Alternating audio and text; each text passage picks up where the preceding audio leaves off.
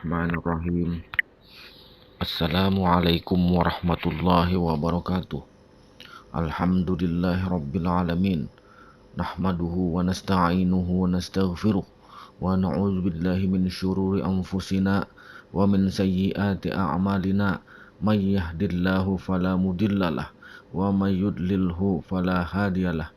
Asyhadu an la ilaha illallah wa asyhadu anna Muhammadar Rasulullah. Allahumma salli ala sayyidina Muhammad wa ala ali sayyidina Muhammad. Amma ba'du.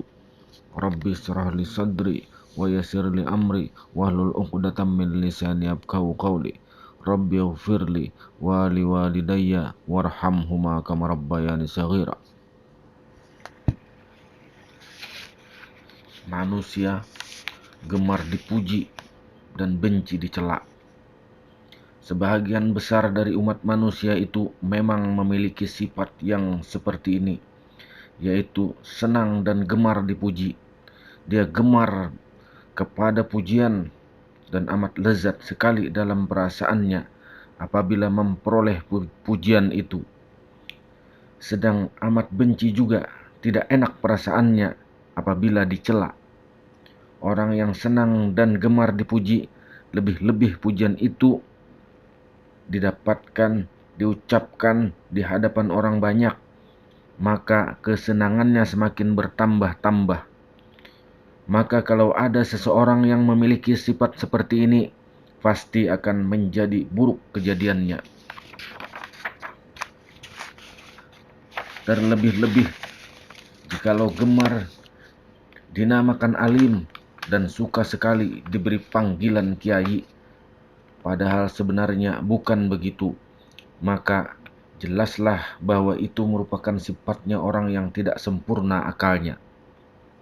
Artinya, kalau dipanggil nama kiai, lalu orang itu besar kepala, jadi sifat inilah yang harus dilenyapkan. Jangan sampai ada keakuan, ada yang demikian.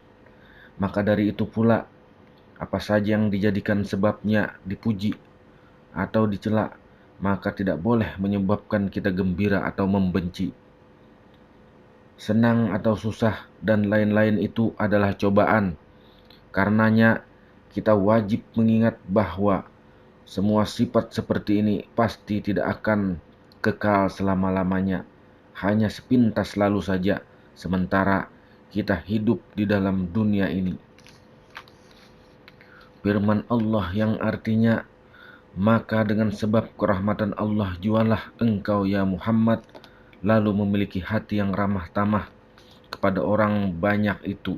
Dan sekiranya engkau itu kasar serta berhati bengis atau kejam, pastilah orang-orang itu menyingkir dari sekelilingmu. Artinya, tidak ada orang yang mau dekat denganmu, termasuk rezekimu, atau menjauh daripadamu. Oleh sebab itu, ada peribahasa mengatakan, tertumbuk biduk sebelumnya harus dibelokkan. Demikian juga kita dalam berkata-kata, sebelumnya harus dipikirkan. Maka dari itu, sekarang kita wajib mengenal diri yang sebenar-benarnya diri. Artinya diri yang mana? Ialah diri yang hidup yang tidak pernah mati. Dan nanti kalau kita sudah kenal, maka wajib kita memperbaiki budi pekerti kita, akhlak kita, dan sebagainya, supaya diri kita ini menjadi manusia yang sempurna. Dan ayat di atas itu menunjukkan betapa baik sifat Rasulullah SAW, yakni sifat ramah tamah, berhati halus, tidak kasar tindakannya, serta bukan seorang yang bengis dan kejam. Tetapi apakah beliau seorang saja yang harus bersifat demikian itu? Tentulah tidak. Bahkan semua kita kaum muslimin dan muslimat wajib bersikap demikian, dan yang dilakukan oleh beliau Rasulullah SAW kita wajib mencontohnya.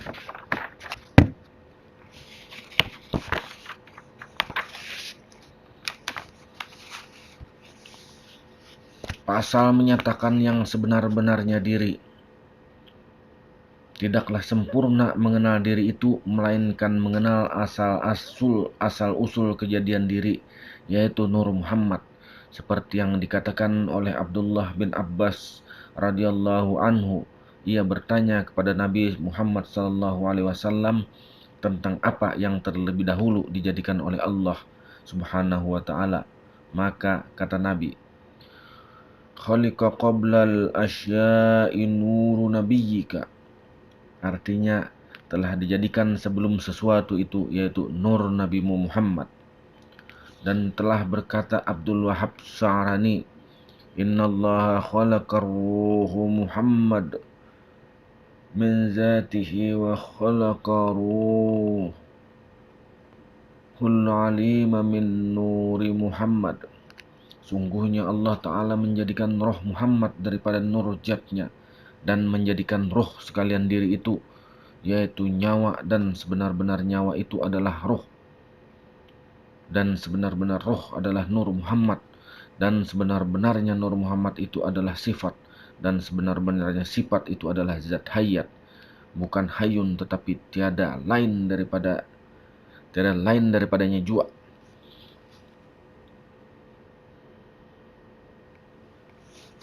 Dan kata setengah ulama sufi, yang sebenar-benarnya diri itu adalah roh, tatkala ia meresapi bagi segala tubuh, nyawa namanya, dan tatkala ia keluar dan masuk, napas namanya, dan tatkala berkehendak sesuatu, hati namanya, dan tatkala ia memilih kepada sesuatu, ikhtiar namanya, tatkala ia percaya akan sesuatu, iman namanya, dan tatkala ia menyerah mengerjakan titah Allah dan Rasul, Islam namanya, dan tatkala ia dapat memikir dan menyelidiki sesuatu, dapat berbuat sesuatu, maka akal namanya. Ketahuilah olehmu, ini namanya adalah pohon ilmu, maka inilah yang sebenar-benarnya diri kepada diri. Inilah zahir pohonnya, artinya tempat menerima segala iman dan yakin, seperti sabda Nabi Muhammad SAW, "Zahiru Rabbi fi batinul abdi." Dan kata Abu Bakar Siddiq, "Arabtu Rabbi bi Rabbi, laula Rabbi ma araftu Rabbi." Yang artinya, aku kenal Tuhanku dengan Tuhanku jua. Jika tiada Tuhanku, niscaya tiada aku kenal akan Tuhanku.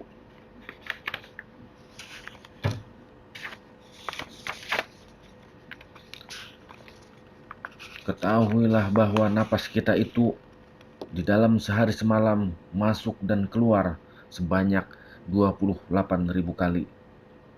Hadis mengatakan, barang siapa mengeluarkan napasnya, tiada ingat ia akan Allah, maka orang itu matinya seperti hewan atau binatang, seperti sapi atau kerbau hukum kematiannya.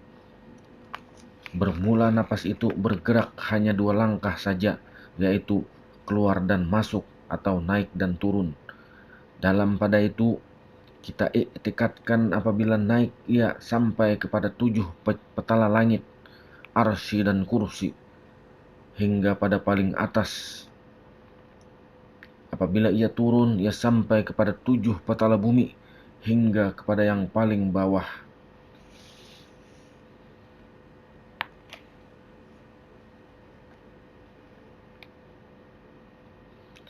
Bermula amal yang disukai Allah itu ialah amal yang selalu dikerjakan terus-menerus, walaupun sedikit.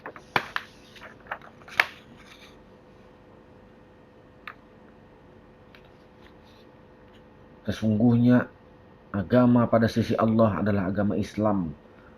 Al-Hadis riwayat Bukhari yang mengatakan, "Al-Islamu ya'lu wa la yu'la alaih." Islam adalah sangat tinggi, tiada yang dapat melebihinya. Disinilah nyata kembali kehebatan ilmu kerohanian. Oleh sebab itu, kita wajib mengenal diri yang sebenar-benarnya diri.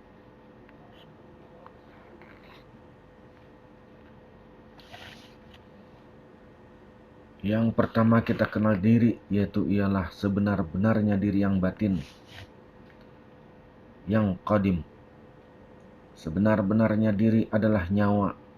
Sebenar-benarnya nyawa adalah roh. Sebenar-benarnya roh adalah hayat. Sebenar-benarnya hayat adalah nafas. Sebenar-benarnya nafas adalah rahasia. Sebenar-benarnya rahasia adalah Nur Muhammad. Sebenar-benarnya Nur Muhammad adalah batang tubuh kita. Sebenar-benarnya batang tubuh kita adalah La ilaha illallah. Sebenar-benarnya La ilaha illallah adalah asyhadu an la ilaha illallah. Sebenar-benarnya asyhadu an la ilaha illallah adalah dirinya Allah. Sebenar-benarnya dirinya Allah adalah rahasia. Sebenar-benarnya rahasia adalah hidup. Sebenar-benarnya hidup adalah ilmu. Sebenar-benarnya ilmu adalah ingat. Sebenar-benarnya ingat adalah diam. Sebenar-benarnya diam adalah yang suci, yang hidup, yang tiada bisa mati. Demikian, terima kasih, mudah-mudahan bermanfaat. Nanti akan kita lanjutkan kembali. Subhanakallahumma wa bihamdik, asyhadu an la ilaha illa anta, astaghfiruka wa atubu ilaik. Assalamualaikum warahmatullahi wabarakatuh.